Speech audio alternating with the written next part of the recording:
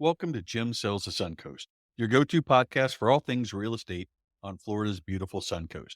I'm your host, Jim, your friendly neighborhood real estate agent, and each week we dive into the vibrant world of buying and selling homes while embracing the laid-back lifestyle that makes Florida such a paradise. In our episodes, we'll explore the latest developments shaping our communities and spotlight the incredible companies and industries that play a vital role in real estate, from movers to mortgage brokers, title agents to insurance pros. Whether you're a first time buyer, a seasoned seller, or simply dreaming of that perfect beachside bungalow, we've got insights, tips, and plenty of local flavor to guide you. So grab your sunscreen and get ready to soak up knowledge, laughs, and a little sunshine as we navigate the Suncoast together. Let's make your real estate dreams a reality, one episode at a time. Welcome to Jim Sells the Suncoast. Today, I'm very excited to have Jason Radley on from Gold Star Locksmith. And I know a lot of people may think, why am I talking to a locksmith when we're talking about buying and selling homes on the Suncoast? Because that's what secures your home. It secures every feature in your house, your car, your file cabinets. It covers everything in there. Having known Jason for a little bit and having spoken with him, I think there's a ton of stuff here that the average person doesn't know. So welcome, Jason. Oh, thank you, Jim. I appreciate that, and I'm very excited to be here. So tell me a little bit about the Gold Star Locksmith, where you operate, what you've been doing, how long you've been in there. So, a little bit about myself and Gold Star Locksmith. It's a veteran-owned and operated company. We started the company in 2019. My wife and I, we decided to start our own company because I worked for another locksmith. Got injured while actually working for him. He didn't pay me the due wages. He didn't have insurance, so I actually went ahead and started Gold Star Locksmith. Here we are Yeah. today, and the service areas I cover are Manatee County, Sarasota County, Hillsborough, Pinellas. I'll basically go anywhere where there's a right dollar, to be honest with you. So let's look at this from the aspect of the homeowner, right? When Okay. someone moves into a new home, whether the home is new or it's new to them, what should they do immediately from a security standpoint?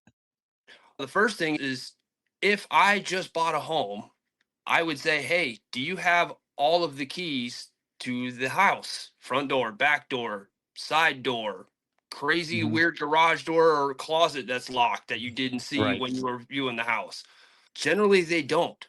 And that's where I come into play is a new homeowner will buy the house and then say, "Hey, we've got some keys but not all the keys and we'd like to get one key to work the entire house because convenience. Who doesn't like a little bit of convenience?" Right. Yeah, I know too. People will buy a house and hopefully they've collected all the keys, but they have no idea.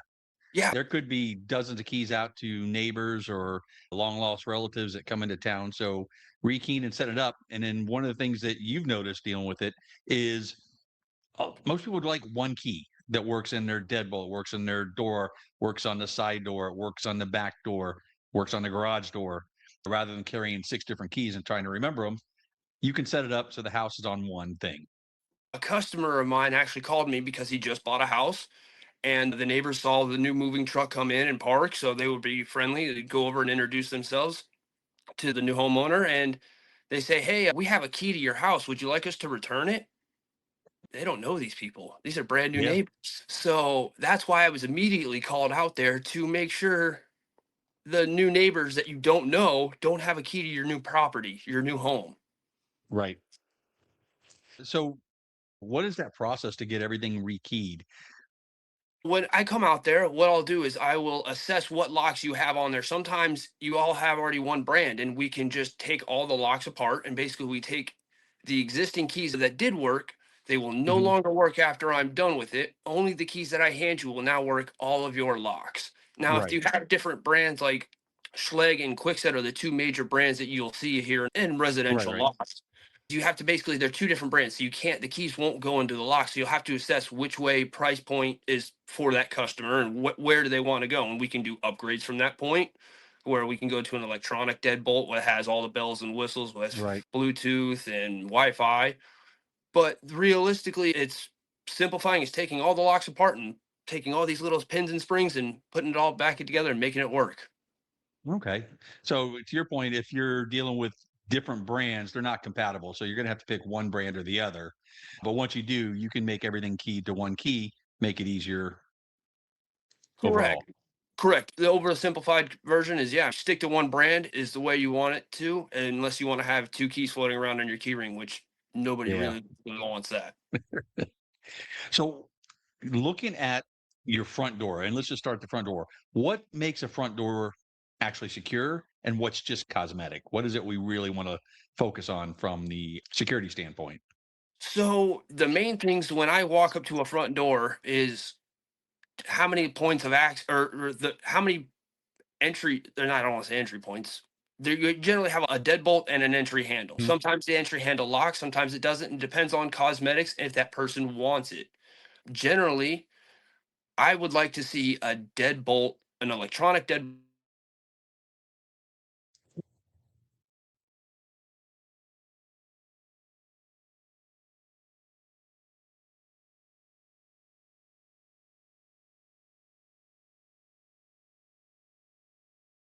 And what makes a front door actually secure? And what is just cosmetic?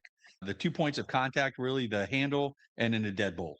So yes, the handle and the deadbolt. So the first thing I look at is, does the door actually close and latch? When you push the door, does it actually stay latched? Sometimes you've got an old squeaky door that you push and it doesn't. You have to really shove Right. and slam that door shut. That's a point of security. If that door doesn't latch, it's not secure. If that deadbolt doesn't line up, if you have to really lean into the door and shove the door, push, that's not really secure the way it should be. So Mhm. those are the first few things that I look at. As long as they're latched, they're Right. secure as a lock can be. Yeah, if somebody wants in, they're coming in. We Yeah. deter. And that's what I try to tell people. Customers will ask me, is this the best lock? And I say, it's a good lock, but you have that large, beautiful bay window next to you and these wonderful pavers outside. They can pick up a paver and throw it through the window. A lock is only as good as to keeping this door secure. What about the window? There's levels of security and levels of access to, and it's only as good as the people inside of it. Mhm. So, same thing when you're talking about levels of security, strike plates and door frames. So I've seen some doors where there's no strike plate. I've seen some doors where the strike plate has got a 9-inch nail all the way through. And I mean, I feel like it went through the entire 2x4 through the frame into the next one. I believe it's a 4-inch screw is considered high security. And Right.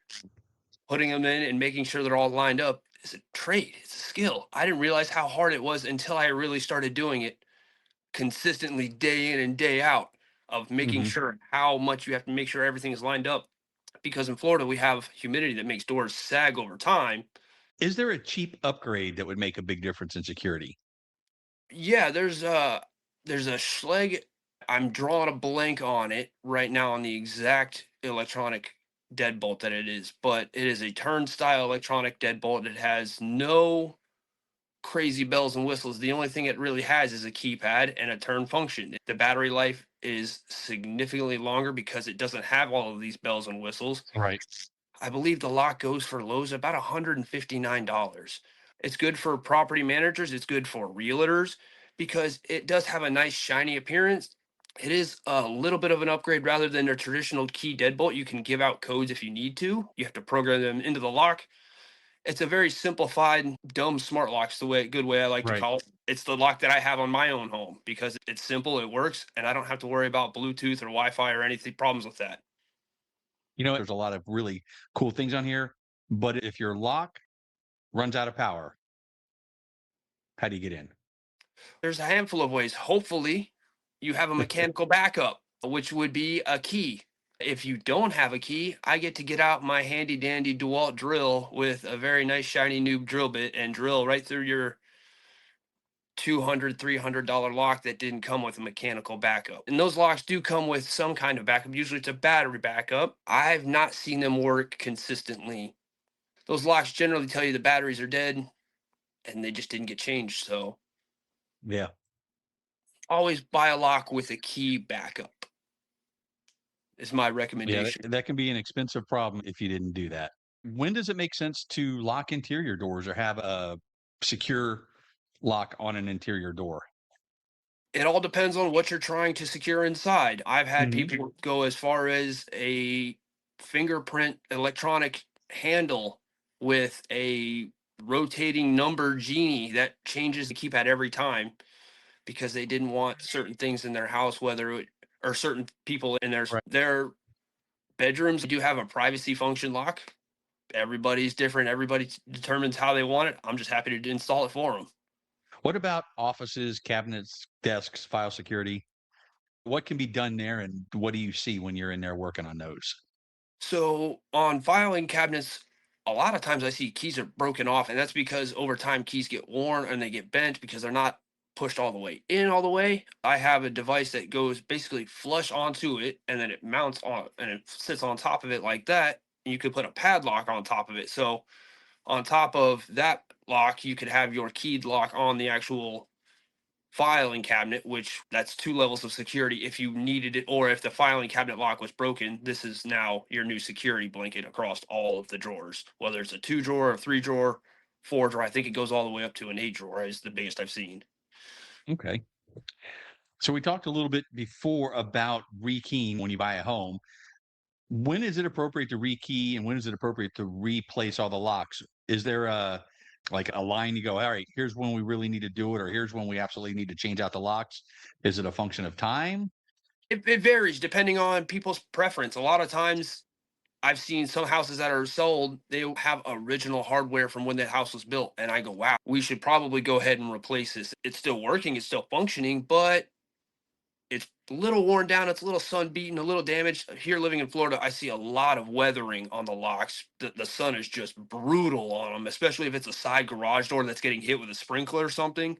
We just go ahead and replace that because that thing is Mm. generally a green or corroded. As soon as you take possession of a property, you should go ahead and get it rekeyed because you don't know who has keys to that property, whether it's the crazy uncle, the neighbor.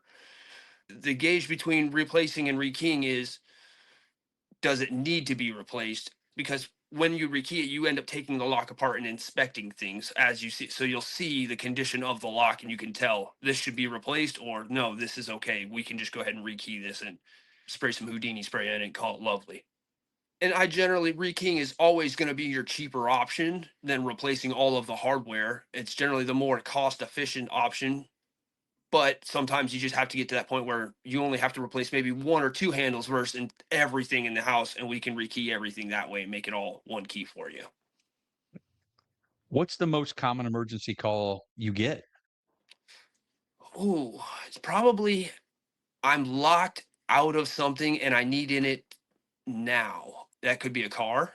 It could be it could be a bathroom. Just today, I ran into a job where they deliver toilets and they had one toilet that was open and one toilet that was locked shut and they couldn't get it open. So I had to end up drilling that open and getting it open and replacing that. But a lot of times it's that or a car, breaking into a car in the middle of the night. Yeah. What do you wish buyers knew before closing on a home? Make sure you check the functions of the doors and make sure they actually close and latch the way they should. Yeah, you Really, know what? That I think we just assume that they will. We need to go check them. yeah, really, and then give a good look at the door hinges. See if those have been replaced or if those screws are a little wonky in that because looking at the cost of doors and having a door replaced, it's very expensive. Yeah. For sellers, are there any simple upgrades that would help their home show better?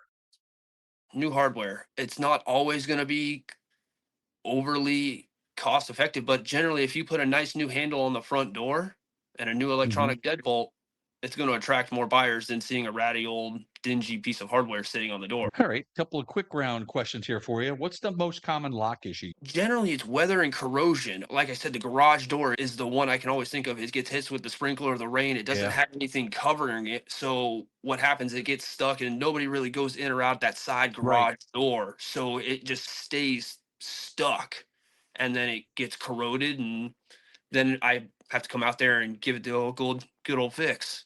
Yeah, yeah, and then it's one of those, it's hidden until it's not, and then it's the problem. Exactly, exactly. What is the most overhyped security product in the locksmith world? The most overhyped. That's a hard one. Wait, I thought of this, I immediately thought of what you were telling me earlier about some of the deadbolts with all the high ends that wind up being useless when it runs out of power or something happens to it because there's Yeah, no Oh, There's a brand of lock. Yale has a brand that it's a very nice keypad. It looks very nice. The features are very great on it. But when the batteries die and the battery backup doesn't work, the locksmith has to come out and drill out your $300 lock, and then he's going to put a traditional deadbolt because he's not going to carry that same $300 Yale lock because he knows it's not any good. So he's yeah. going to end up putting a traditional deadbolt on your lock to get you secured for the night and move on, and you have to still replace your $300 lock now. I would go through and check your strikes. Make sure the screws are in there correctly. They're not just wobbling in there. Make sure the latches and the strikes are done. Put a 4-inch screw and make sure you hit Mhm. that stud. Okay. And then we'll close it out with what's the weirdest call you've ever gotten? I can go back and forth between two. I have one where the Bradenton Police Department called me, and it was about 10 o'clock at night. They called me and said, "Hey, this is the Bradenton Police Department. We have a patrol officer who's locked out of his cruiser out front of our station. We need you to come out and unlock it." So I go out there and I unlock it. The keys were locked in the trunk.